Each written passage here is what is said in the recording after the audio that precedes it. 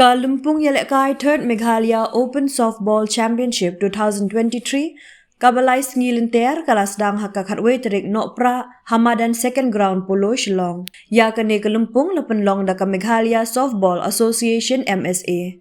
Uba Paya Warnong Bri Assistant Director Sports and Youth Affairs ka Sarkar Jela, kum ukongsan ulapli perdaya kene ke Lumpung kabalawan bane shimbenta daki kentai bercendrang. Haka liang ki kentai haka group A Kilong kadikya na East Giant Hills District, Nongstoy, West Khasi Hills District, Nongpo Ribhoy District.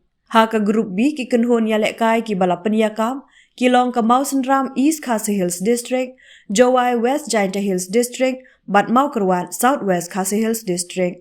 Haba pai sya ki kena shenrang kikenhon balapan yakap haka Group A, Kilong ka Maukerwat South West Khasi Hills District, Linti Jam Ribhoy District, Bat Mairang East and West Khasi Hills District.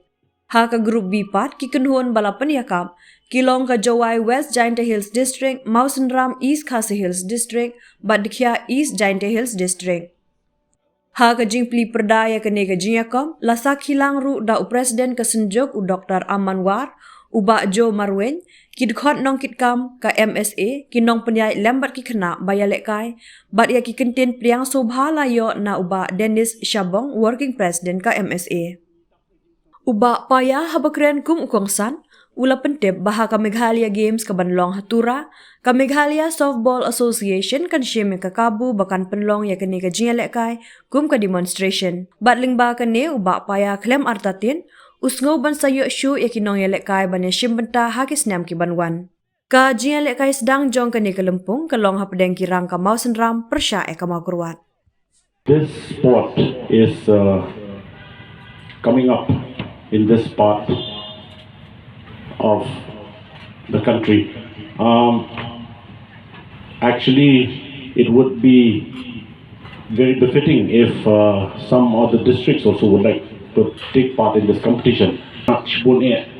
Ladang iyo ru yaki team na po Garo Hills ni Shimbantalang hakani ka state championship.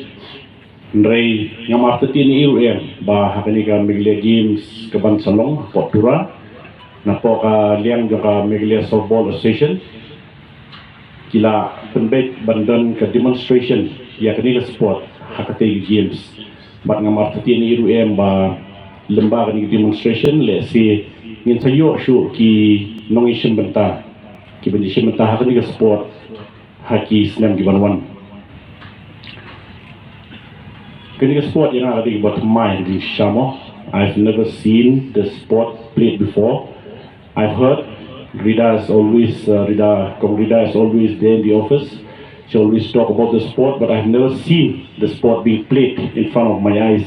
So I hope that it'll be pleasure for my eyes to see all these enthusiast athletes taking part in the sport, and I'm very positive that one day you'll be able to shine not only in this state championship but in regional, zonal and even national championships. I know that most of the Meghalaya Softball Association is trying its level best to make sure that most of the athletes take part, or selected athletes to take part representing the state of Meghalaya in national championships. And I'm very hopeful and very positive that we will have winners one day, not only here but also in the regional, zonal and national championships.